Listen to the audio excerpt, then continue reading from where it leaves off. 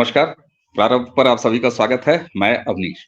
सबसे पहले दर्शकों आपसे क्षमा, मैं पिछले कुछ दिनों से आपके समक्ष वीडियो लेके नहीं आ पा रहा था, लेकिन अब ये शिकायत आपको नहीं मिलेगी। आज एक बार फिर हमारे साथ हैं ब्यालोक पाठक जी। ब्यालोक जी, बहुत-बहुत नमस्कार, स्वागत है आपका। जय जय सिया राम। जय सिया राम। दर्शकों, 22 तारीख को अयोध्या में श्री राम मंदिर और उसमें श्री राम लला विराजमान की प्राण प्रतिष्ठा कितने ही आनंद भरे माहौल में हुई। पूरे देश में आनंद ही आनंद था। संसार में जहां भी सनातनी हैं वहां आनंद ही आनंद था। और 22 तारीख को वह महा आयोजन बहुत ही अच्छे ढंग से पूरा हुआ। उसके बाद से लगातार लाखों लाख दर्शकों की वहां पर भीड़ जा रही है और ये सिलसिला अभी लगातार चलता रहेगा। 22 तारीख की कुशल संपन्नता के बाद ये कहा जा रहा कि साहब देखिए 22 तारीख को कितने अच्छे से सब कुछ हो गया। एक खास तबका उसने इसका श्रेय भी लेने का प्रयास किया कि उन्होंने कुछ ऐसा एहसान कर दिया कि देश में शांति रही। बहरहाल राहुल गांधी वो अपनी भारत तोड़ो न्याय अन्याय जो भी यात्रा है उसके लिए सड़क पर उतरे हुए हैं, वो एक दूसरा पहलू। लेकिन 22 तारीख के बाद की कथित शांति के बाद, कथित अमन के बाद अब एक सिलसिला देखने को मिल रहा है। जब कभी कोई मौलाना, कभी कोई नेता, कभी कोई आप जो भी कह लीजिए इन्फ्लुएंसर, वो तरह तरह के जहरीले बयान, जहरीले रिएक्शंस वो अब सरफेस पे आ रहे हैं, वो सामने आ रहे हैं। ब्यालोक जी, 22 तारीख की कुशलता के बाद सो कॉल्ड जिसका क्रेडिट लेने का प्रयास हुआ कि देखिए साहब मजहब कितना शांति का है, सब कुछ हो जाने दिया, सीने पर पत्थर रखा हुआ लेकिन हो जाने दिया। लेकिन उसके बाद ये जो एक सिलसिला चल रहा है इसको कैसे देखते हैं आप, और ये सिलसिला आगे कहां तक जाएगा? क्योंकि ये शुरुआत हो गई है। नहीं, हो जाने कहाँ दिया। दीन के खिलाड़ियों ने, दीन के जो मौलाना हैं, उन्होंने हो जाने कहाँ दिया। उन्होंने तो सीधे तौर पर यह कहा कि हम इस फैसले को नहीं मानते हैं, शरीयत के खिलाफ जो कुछ भी होगा वह हमें मंजूर नहीं है। अभी एक जहरी मौलाना जहरी का बयान आया था, उसमें उसने क्या कहा है, जो गुजरात पुलिस उसको ले गई और उसके सामने जो भीड़ जमा हुई है वो आप देख लीजिए।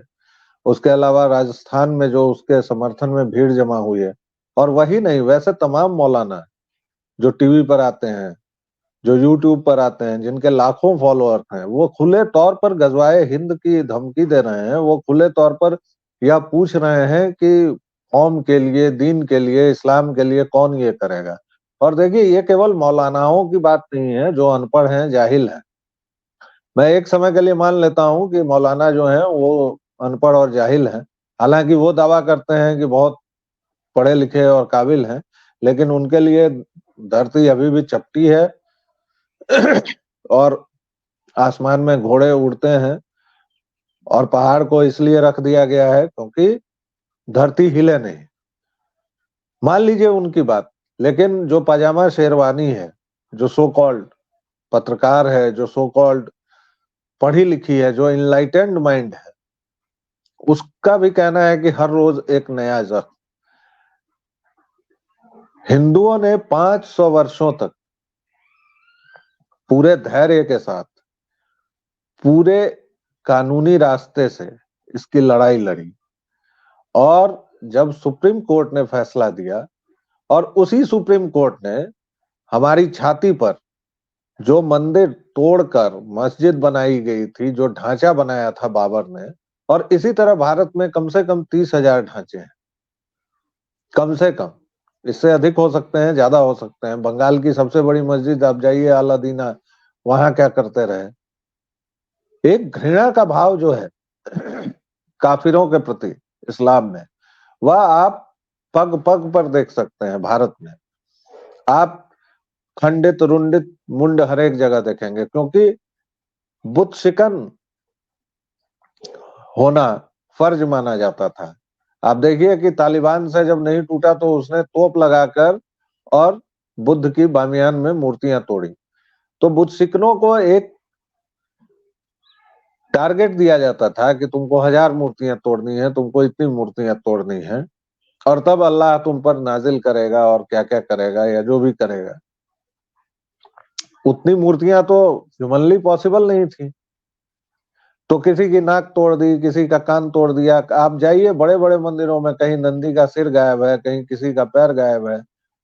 और समस्या ये नहीं है कि आपने ये किया, आपने किया क्योंकि आप रेगिस्तानी बर्बर थे, आपके पास सभ्यता नहीं थी, आप 1400 वर्षों से वही करते आ रहे हैं, आपके खून में, आपके जीन में वो है।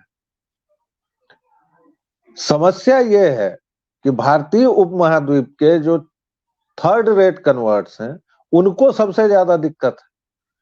यूएई को इजराइल से दिक्कत नहीं है। यूएई ने कह दिया है कि इजराइल से हमारे संबंधों पर कोई असर नहीं पड़ेगा। इजराइल हमास के साथ कर रहा है, ईरान भी शांत है। ईरान उल्टा पाकिस्तान को प्यार भरे खत भेज रहा है, और इजराइल जब तक हमास का खात्मा नहीं करेगा रुकेगा नहीं। लेकिन ये जो जिनके बाकायदा ये लोग पढ़े लिखे हैं, इनकी कीमत लगाई गई है। 4% इनकी कीमत थी, इनके पूर्वजों की। 4 रुपए में मुसलमान बनने की कीमत थी। जो पुरुष अगर मुसलमान बनेगा तो 4 रुपया दिया जाता था, और 2 रुपया औरतों का था, क्योंकि इस्लाम में औरतों को हमेशा ही दूसरे दर्जे का माना गया है, दोयम दर्जे की वो है। Islam is whatever, I won't say it's a religion और इट्स धर्म तो बिल्कुल नहीं है, लेकिन ये जो पॉलिटिकल थॉट है उसमें हमेशा ही महिलाओं को दोयम दर्जा दिया गया है, इसलिए उनकी कीमत 2 रुपए थी। आज ये, जबकि इनको बार बार कहा गया है कि आप 6 पीढ़ी 7 पीढ़ी चले जाइए, कहीं ना कहीं कोई किशन लाल ही मिलेगा। अरे आप बहुत पहले जाएंगे तो कब जाएंगे? 1526 में ही जाएंगे ना। बाबर 56 घुड़सवार लेकर आया था, और आप आज 20-25 करोड़ हैं यार, क्या बात करते हैं। तो इसलिए इनका तीनों तंत्र, चाहे वो मौलानाओं का हो, वह खुले तौर पर आग लगा रहा है। दूसरा तथाकथित जो इनका इंटेलिजेंसिया है, तथाकथित मैं कहता हूं क्योंकि इस्लाम और इंटेलिजेंसिया ये विपरीतार्थक है। जैसे इस्लाम और सेकुलरिज्म विपरीतार्थक है, वैसे ही इस्लाम और अकादमिक होना। कई लोग कहते हैं कि इस्लामिक धर्मोपदेशक, मुझे इससे ज्यादा हास्यास्पद बात कुछ नहीं लगती कि एक तो इस्लाम धर्म है और दूसरे उसमें भी उपदेशक हो गए। उसका उपदेशक क्या कहेगा? वही कहेगा ना जो कभी पेरियार अपने चेलों को कहता था कि इतने ब्राह्मणों की शिखा तुमको काटनी है, आज इस शहर में तुमने ये किया, उस शहर में। तो उसी तरह उनका धर्मोपदेशक जो कर रहा है, जो मौलाना जहरीला कर रहा है, जो उसके तमाम संगी साथी कर रहे हैं कि कौन अपना सिर कटा सकता है, कौन दीन के नाम पर कुर्बान हो सकता है, और उसको कवर फायर दे रहे हैं ये लोग। अभी आपने बहन मायावती का एक सुना ही होगा जी, जिसमें वो तथाकथित डरे हुए उपराष्ट्रपति के पद पर वह आदमी पहुंचा था, देश के तीसरे सर्वोच्च पद पर, दूसरे सर्वोच्च पद पर, और वह आदमी अपने सेवा काल के अंत में कह रहा है कि इस देश में अल्पसंख्यक सुरक्षित नहीं है, और वह व्यक्ति 12 बजे सदन बंद करके चला जाता था। पता नहीं क्या करने जाता था। ये इन लोगों की हालत है, और उसमें बिल्कुल हमारे धिम्मी हिंदुओं की मैंने अभी बात शुरू भी नहीं की। बिल्कुल ठीक बात है, बिल्कुल ठीक बात है। और मायावती जी ने हामिद को जब बोला तो आपने कहा कि पता नहीं कहाँ चला जाता था, अरे नमाज पढ़ने चले जाते थे, हैं? तो ये बात भी है। अच्छा, जब मैंने ये बात की, मैं नोटिस कर रहा था, मैंने भी ये महसूस किया कि 22 तारीख के को या 22 तारीख के बाद या 22 तारीख के 1, 2, 4 दिन, 5 दिन, 10 दिन पहले सड़कों पर, क्योंकि देखिए लॉ एंड ऑर्डर के हिसाब से बड़ी आशंकाएं थी, बहुत ज्यादा आशंकाएं थी, और जो एडमिनिस्ट्रेशन था उसको लेके बहुत गंभीर भी रहा और शायद उनकी गंभीरता का ही परिणाम है कि कहीं कोई इस तरह की बात नहीं हुई, क्योंकि ये बहुत बड़ा आयोजन था और पूरे विश्व की निगाहें इस पर थी। सारे के सारे वीवीआईपीज़ वहाँ पर मौजूद थे, तो एक सुरक्षा के लिहाज से तो ये माना जाए। लेकिन मेरे दिमाग में ये बात बेलोद भाई आई क्यों? कि क्या ये एक सुनियोजित तरीका है कि उस समय चुप रहो? क्योंकि देखिए ज्ञानवापी मंदिर का मामला सामने आ गया। अयोध्या सॉरी मथुरा जन्मभूमि वो साफ दिखाई दे रहा है। कोर्ट का जो रुख है, जिस तरीके से विधिक कार्रवाई के जरिए राम मंदिर लिया गया, वो उदाहरण सामने है कि अगर फाइलें अच्छी हो, पैरवी सही हो और आप सच क्या मुकदमा लड़ रहे हो, तो कम से कम अयोध्या ये बताता है कि डिसीजन भी आपके हक में होते हैं। क्या ये रिएक्शन आगे इस तरह के जो भी जहरीले निशान इस देश में, इस देश की जमीन पर सनातन धर्म स्थानों पर बचे हुए हैं, वो एक सिलसिला जो साफ-साफ दिखाई दे रहा है, उसको लेकर एक सुनियोजित ये इनका पैटर्न है कि कोई कवर फायर देगा, कोई जहर बोएगा, कोई ये प्रयास करेगा कि वो जाके गुजरात में बोले, हो मौलाना वो महाराष्ट्र, मुंबई का, भीड़ निकल जाए राजस्थान में। ये अचानक स्वतः स्फूर्त नहीं दिखाई दे रहा है। मुझे ऐसी आशंका लग रही है कि ये कहीं एक सुनियोजित पैटर्न तो नहीं बनने जा रहा। इस्लाम के 3 दस्ते हैं। पहला दस्ता है हरावल दस्ता, जो सबसे आगे रहता है, जो भीड़ आपको सड़कों पर, आजाद मैदान में या कहीं भी दिखाई देती है। वो तोड़-फोड़ करती है, इधर-उधर करती है, सर तन से जुदा के नारे लगाती है, नबी को कुछ कहा तो ठीक नहीं होगा, वो कन्हैया लाल का गर्दन उतारती है, वगैरह-वगैरह। दूसरा दस्ता है फवाद अख्तर और पजामा शेरवानी जैसों का, जो उसको कवर फायर देते हैं, जो कहते हैं कि ये सच्चा इस्लाम नहीं। 56 देशों में इस्लाम में बहुसंख्यक हैं। मुझे केवल किसी एक ऐसे देश का नाम चाहिए जहां शांति हो।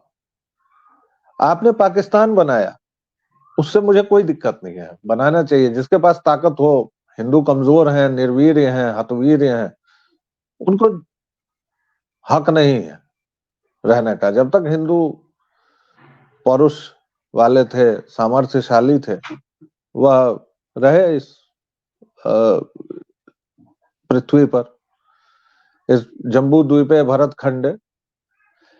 आपने पाकिस्तान बनाया, उससे भी दिक्कत नहीं है। दिक्कत इस बात से है कि आपके बनाए किसी देश में कोई रहना क्यों नहीं चाह रहा है।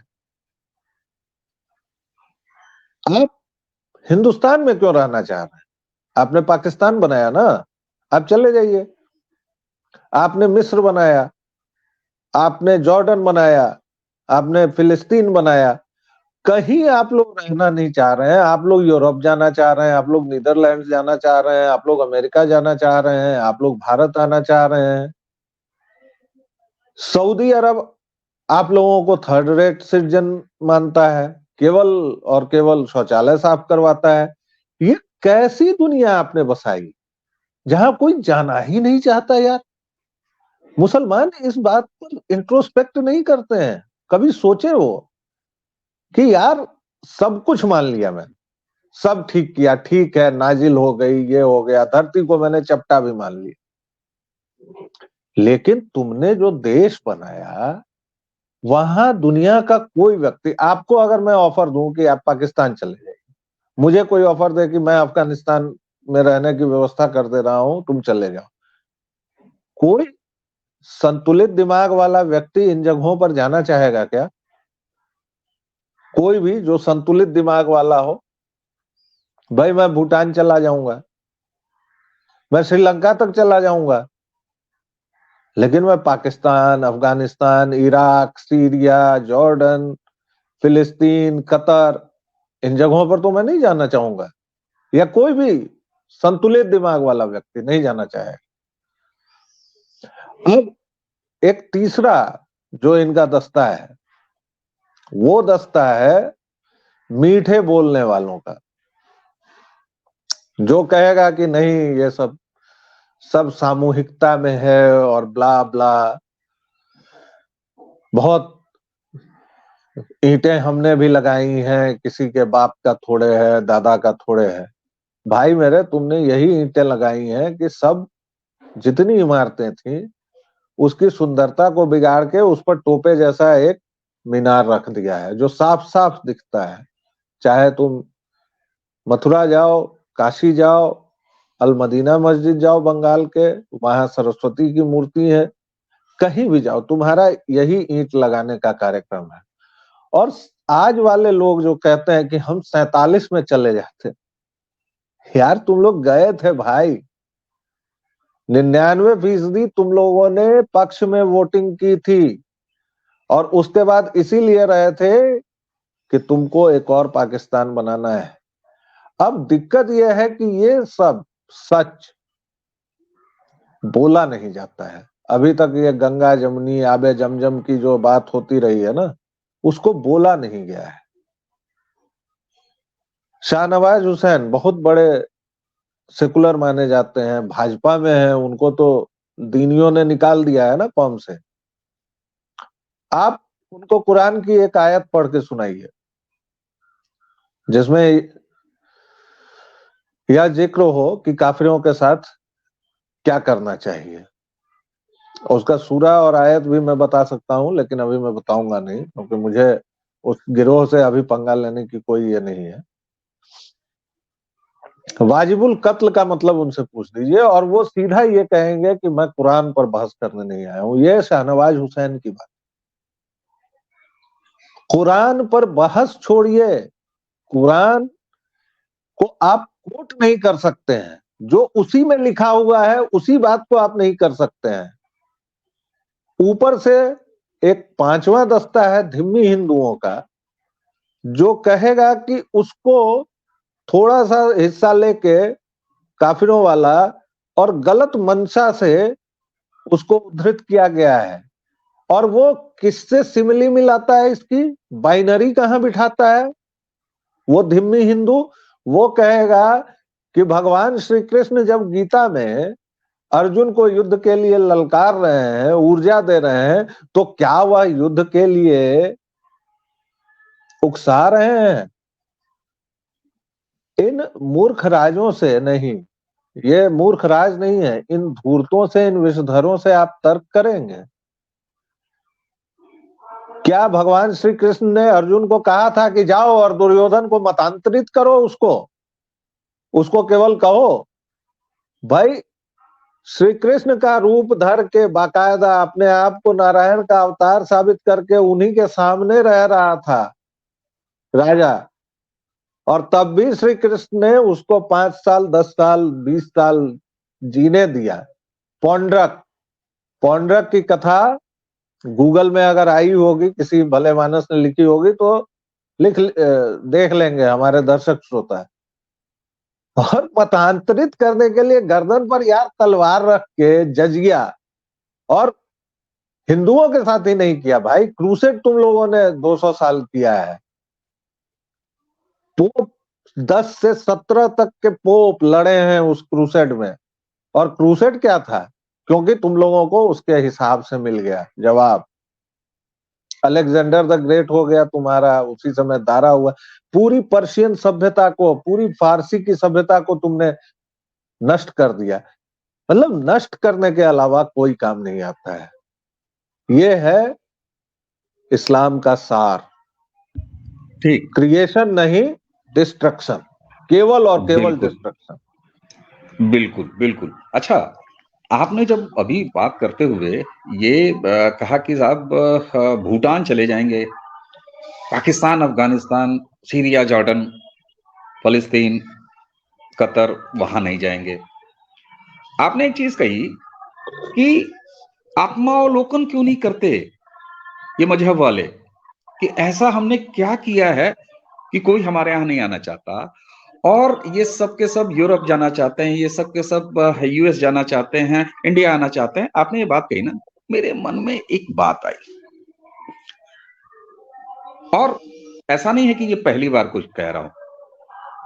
क्या इनका जो इस्लामिक विस्तारवाद है, मैं फिर उसी प्लान्ड वे की बात करूंगा, सुनियोजित ढंग इनका, कि खुद के घर को इतना गंदा बना लो, खुद का मोहल्ला इतना अशांत कर लो कि लोग तुम्हारे मोहल्ले में न आए, तुम्हारी डेमोग्राफी पे कोई फर्क ना पड़े, लेकिन अपने ही मोहल्ले को खुद ही आग लगा के तुम चिल्ला के भगो और कहो कि हमको अपने मोहल्ले में आने दीजिए, और आप वहां की डेमोग्राफी बदल दो। ये भी एक वैश्विक स्तर पर, मैं ये नहीं देखूंगा कि इनके घर अशांत हैं, आपने उन कारणों का विवेचन किया, ये एक बार फिर प्लान्ड तरीका है इनका वैश्विक स्तर पर ग्लोबली विस्तारवाद, जिससे यूरोप जूझ रहा है, जैसे बिल्कुल आपने है, देख लिया। बिल्कुल है। और यूरोप जूझ इसलिए रहा है क्योंकि यूरोप बहुत काबिल बन रहा था, और दरअसल यूरोप भी इन्हीं के नक्शे कदम पर चला है ना भाई। कोई भी अब्राहमिक रिलीजन हो, कोई भी अब्राहमिक पॉलिटिकल थॉट हो, बी इट क्रिश्चियनिटी, इस्लाम और व्हाट्सोएवर, उनका क्या है, आदर्श वाक्य क्या है? हम सबसे श्रेष्ठ हैं। ये है ना, दिन में 5 बार मुसलमान इसी बात को दोहराता है, और वही बात लाउड स्पीकर से आती है। लेकिन धन्य है हमारे देश की धर्मनिरपेक्षता, हम लोगों को 5 बार दिन में यही सुनने को मिलता है कि इस्लाम सबसे श्रेष्ठ है, इस्लाम के अलावा कुछ नहीं है, इस्लाम का पैगंबर एकमात्र पैगंबर है, और अब उसके बाद कोई पैगंबर नहीं आएगा। भाई नमाज और अजान कुल मिला के सार यही है। क्रिश्चियनिटी का इतिहास खूंरेज रहा है, इसलिए उनको लगा कि हम इनसे निपट लेंगे। इसीलिए जर्मनी की चांसलर एंजेला मर्केल जब थी तो उन्होंने दरवाजे खोले, फ्रांस ने खोले। आज देख लीजिए, they are bleeding and they are bleeding like hell. अंत में नीदरलैंड के राष्ट्राध्यक्ष को बयान देना पड़ा।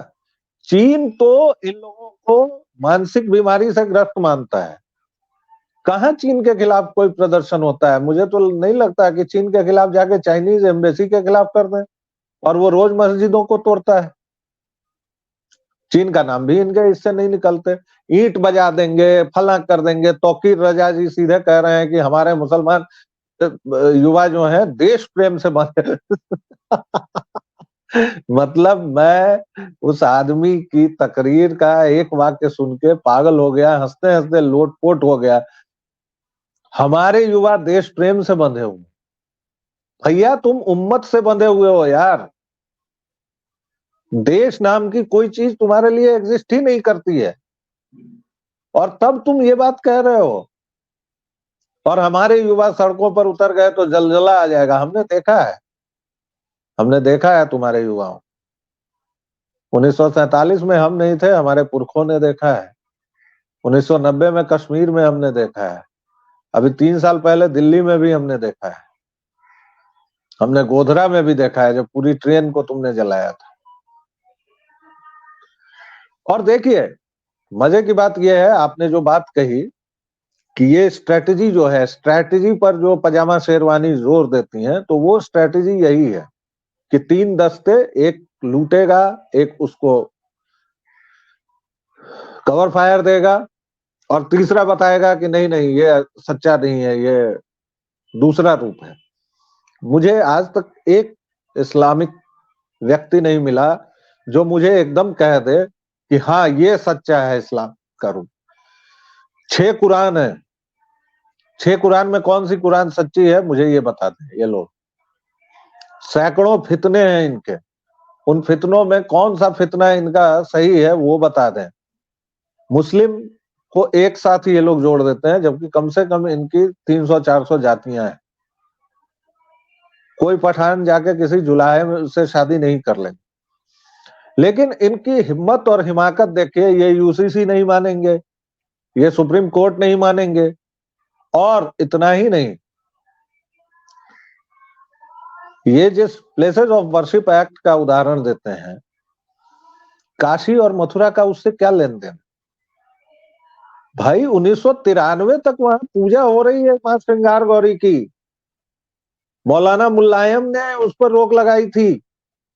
91 में कांग्रेस की, कुकर्मी कांग्रेसियों की सरकार ये प्लेसेस ऑफ वर्शिप एक्ट इसीलिए लाई थी कि उसको डर था कि राम मंदिर आंदोलन से हिंदू कहीं जाग न जाए और उसके बाद हर एक इमारत को खोदने न लगे। उसके बाद वो पट्टिका शायद अभी उखाड़ दी गई है एएसआई की, नहीं तो बाकायदा कुतुब मीनार के सामने एएसआई की पट्टिका लगी हुई थी कि 24 जैन मंदिरों के मलबे से बनाया गया है कुव्वतुल इस्लाम मस्जिद। मथुरा में जो विग्रह थे उनको उखाड़ कर सीढ़ियों के नीचे लगाया गया है। और मथुरा में तो इन लोगों ने और गजब किया, माननीय तानाशाह इंदिरा गांधी ने एक रातों रात संस्था बनी और उसके साथ भाई लोगों ने मुस्लिम पक्ष को 2.5 एकड़ जमीन, 2.3 या जो भी एकड़ जमीन वो दे डाली 1973 वगैरह में। और तब मथुरा विवादित हुआ, वरना मथुरा विवादित था ही नहीं। और वहां पूजा पाठ चल रही है। 1991 का प्लेसेस ऑफ वर्शिप एक्ट क्या कहता है? 5 अगस्त 1947 को जो ढांचा वहां जो हो रहा था उसमें छेड़छाड़ नहीं करनी है। अव्वल तो उस कानून को समाप्त हो जाना चाहिए, क्योंकि तुम्हारे कह देने से जिन मंदिरों को जबरन मस्जिद बनाया गया है, इस्लामिक स्ट्रक्चर बनाया गया है, उस सब में सुधार होना चाहिए। जर्मनी में जब हिटलर का खात्मा हुआ तो वहां इंतजार नहीं किया गया। अगले दिन वहां की जो भी केयर टेकर या जो भी सरकार बनी उसने पहला काम ये किया, सबसे पहला आदेश जर्मनी में ये निकला कि हिटलर ने जिन जगहों के नाम बदले थे या जहां जहां हिटलर के निशान थे उन सभी जगहों पर वो तुरंत बदला जाए। ये कुकर्मी कांग्रेसी और व्यभिचारी वामपंथी बार बार कोट करते हैं, क्योंकि हिटलर का जो स्टैंप था वो कई लाख डॉलर्स में समझ लीजिए वो बचा हुआ था और उसको नष्ट नहीं किया जा सकता था। तो हिटलर का स्टैंप बहुत दिनों तक चलता रहा, 3 साल 4 साल। तो उसके लिए क्या किया गया? डिफेस किया जाता था, वहां पर मुहर लगाई जाती थी ताकि हिटलर का चेहरा छुप जाए, या उसको खुरच देते थे या कुछ भी। ये व्यभिचारी वामपंथी बड़ा मजा लेके बताते हैं, लेकिन वो ये नहीं बताते कि 15 अगस्त 1947 के अगले दिन 16 अगस्त को यह पूरा होना चाहिए। लेकिन वहीं विक्टोरियन छिछोरे नेहरू ने क्या किया कि अभी तुरंत ये हुआ है, दंगा फसाद हुआ है और इससे मुसलमानों के मन में सुरक्षा जागेगी, इसलिए यूसीसी तक नहीं लागू किया उस विक्टोरियन छिछोरे ने। और आज देख लीजिए यूसीसी को लेके देख लीजिए इन लोगों का मामला, जबकि आर्टिकल 44 साफ कहता है कि आपको करना है, ये हर एक राज्य को करना है, यूनिफॉर्म सिविल कोड नीति निर्देशक तत्वों में है वह। और 70 साल लग गए महाराज। 3 मंदिर मांग रहे हैं, 3 जो इस सनातन के प्राण हैं, राम कृष्ण और शिव। तुम उसको भी नहीं दे सकते हो तो फिर ठीक है, यही सही, ये भी सही, वो भी सही। बिल्कुल ठीक बात है। और आपने कहा ना कि देखिए यूरोप पहले बड़ा वेलकम के पोस्टर्स वो भी देखा है सबने, सड़कों पर किस तरीके से उनके लिए खाने का सामान, पानी की बोतल, आओ आओ, गुलाब का सीजन चल रहा है, हफ्ता वही वाला चल रहा है, तो मुझे गुलाब निकल के आ गया, ये सब दिया, आज झेल रहा है और अब रिएक्ट भी कर रहा है। आपने नीदरलैंड के का बताया, आपने इटली, वो उन्होंने साफ तौर पर बड़ा बयान दिया। कम से कम मुझे लगता है कि जिस तरीके से भारत में, यानी अपने देश में, हमारे प्रधानमंत्री बड़ी विरोधी उसको लेके ऐसे तिल मिलाते हैं। मोदी जी ने कहा था ना, कपड़ों से पहचान होती है, आप कपड़ों से पहचान सकते हैं। तो एक ऐसा नेता कम से कम भारत में जो अपने सनातनी होने पर शर्माता नहीं है अपने सनातन दायित्व का निर्वहन करता है, एज ए प्राइम मिनिस्टर करता है, और उसी संविधान ने ये दिया है। तो ऐसे में संभवतः एक जो कोर्टों से न्याय लेने का सिलसिला चल पड़ा है, अयोध्या हो गया, 2 बाकी हैं, उसके बाद अगर गाड़ी चल पड़ी है तो वो रुकेगी नेचुरली। कहां जाके रुकेगी, किस स्टेशन पर रुकेगी? गाड़ी है तो सारे स्टेशनों पर से जाएगी ना, और जाना चाहिए, और हर स्टेशन पर रुकना चाहिए उसको। तो दर्शक इस चीज को अब देखें कि एक तरफ तो इनसे सावधान रहने की जरूरत है, विश्व स्तर पर, भारत में खास सावधान रहने की जरूरत है। प्रधानमंत्री ने बहुत बोल्ड स्टैंड लिया था, कपड़ों से पहचान सकते हैं, पहचाने रहने की जरूरत है, इनको पहचानते रहने की जरूरत है। और तीसरी चीज मैं फिर वही कहूंगा, अयोध्या कोर्ट से लड़के लिया, बाकी भी निशान मिटाएंगे, और ये संभवतः सनातन का वो धीरज है जो 500 साल, 550 साल के बाद अयोध्या देख रहा है दर्शकों।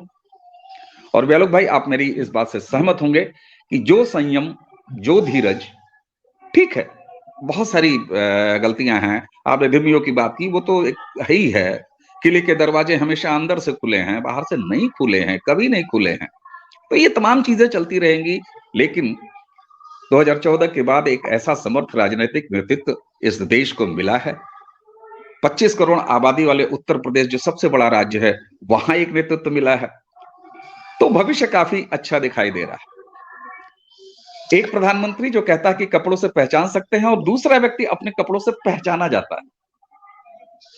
तो नहीं जी, दूसरा व्यक्ति यह भी कहता है कि हमने तो 3 मांगा है और नंदी बाबा ने बैरिकेड तोड़वा दिया। मुझे हंसी आती है उन धिम्मी हिंदुओं पर। परसों मैं पढ़ रहा था कॉलोनियल हैंगओवर से ग्रस्त बीबीसी को, जो अभी भी जिसको लगता है कि व्हाइट मैन सुपीरियरिटी से जो ग्रस्त है। क्या भारत में धर्मनिरपेक्षता का अंत हो गया है? इन मतलब लतखोरों को ये पता ही नहीं है कि भारत धर्मनिरपेक्ष जिस दिन होगा उस दिन मर जाएगा। भारत हमेशा से धार्मिक रहा है भाई, भारत पग पग पर धार्मिक रहा है, और तभी यह 5000 वर्षों से जीवित है। तुम्हारे हिसाब से, हम लोगों के हिसाब से तो न जाने कितने कल्पों, युगों और खंडों से हम लोग जीवित हैं। भारत उस दिन से मरना शुरू हुआ जब यहाँ विक्टोरियन छिछोरे ने जबरन यूरोपियन अवधारणाएं ला दी। ठीक, बिल्कुल ठीक। प्रधानमंत्री यजमान बने, ये गलत बात हो गई। अरे प्रधानमंत्री हिंदू हैं तो प्रधानमंत्री यजमान नहीं बनेंगे संसद में तो कौन बनेगा? कौन बनेगा? बिल्कुल ठीक बात। और कल जिस तरह योगी जी ने विधानसभा के अंदर जो कहा है, 5 गांव से लेके कृष्ण को लेके और सब कुछ, वह बताता है कि भाजपा भी अपनी अगली पारी को लेके, अपने अगले नेतृत्व को लेके काफी गंभीर है और काफी तैयारी कर रही है। बिल्कुल ठीक बात है। और चलते चलते व्यालोक भाई एक बात कहूंगा, कई बार आज तक मैंने किसी वीडियो में ये बात बोली नहीं है। आप देखिए, प्रधानमंत्री नरेंद्र मोदी हमेशा सबका, एक तरफ तो कहते हैं कपड़ों से पहचान लिया जाता है, आप पहचान सकते हैं, दूसरी तरफ उनका एक नारा है सबका साथ, सबका विकास, या वाह सबका साथ, जो भी है। लेकिन एक चीज पे आपने ध्यान दिया, अगली चर्चा करेंगे, इस पे विस्तार से चर्चा करेंगे। आपने कभी ये ध्यान दिया है कि जिस तरीके से वो मजहब के लोगों का, आओ सब लोग साथ चलो, या करो वाह करो, वो तो कहते हैं, बार बार कहते हैं, लेकिन जरा ध्यान दीजिएगा दर्शकों आप भी, प्रधानमंत्री की कही इस बात को भारतीय जनता पार्टी के कोई बड़ा नेता वो कभी दोहराता नहीं है। मैंने किसी मंत्री को नहीं सुना है इनके सीनियर कि वो इनकी बात को, इस बात को कि नहीं नहीं, ये जुमला तो सब कहते हैं सबका साथ सबका विकास, लेकिन बाकी लोग इसको बहुत ज्यादा रिपीट नहीं करते हैं। और वो भी तब जब उस नरेंद्र मोदी का नेतृत्व है जिसके बारे में उनके विरोधी कहते हैं कि अरे ये तो ऑटोक्रेटिक है, अरे ये तो तानाशाह है। लेकिन ये भी एक बड़ी मजेदार एंगल है, इसका विवेचन जरूर करेंगे कि छोटा से छोटा भाजपाई नेता भी, सांसद, विधायक, मंत्री, मैंने नहीं देखा, मैंने बिल्कुल नहीं देखा। ठीक है, राष्ट्रीय मुस्लिम मंच चल रहा है, वो चल रहा है, लेकिन मैंने कभी ये नहीं देखा कि नरेंद्र मोदी जी की इस बात को लेके झंडा ढो रहे हैं कोई वाजपेयी। ये क्या कारण है? क्या ये भारतीय जनता पार्टी की अनुशासनहीनता है कि वो अपने प्रधानमंत्री की बात को बार बार रिपीट नहीं करती है या लेके उसका झंडा नहीं ढोती? इस पर अगली बातचीत। दर्शकों, इसका विवेचन जरूर करेंगे, क्या है इसका मतलब और क्या संकेत है इसके पीछे। चाहे वो विचारधारा की हो यानी आरएसएस की हो, और चाहे पार्टी की हो यानी भारतीय जनता पार्टी की हो, चाहे उस नेतृत्व की हो नरेंद्र मोदी, और क्या उनके इन तमाम कार्यकर्ताओं की, भाजपाइयों की हो। चलो भाई, आपने समय दिया, आपका बहुत बहुत धन्यवाद। दर्शकों, इसी के साथ आज के इस वीडियो चर्चा सत्र को यहीं खत्म करेंगे। आज्ञा दीजिए। नमस्कार, प्रणाम।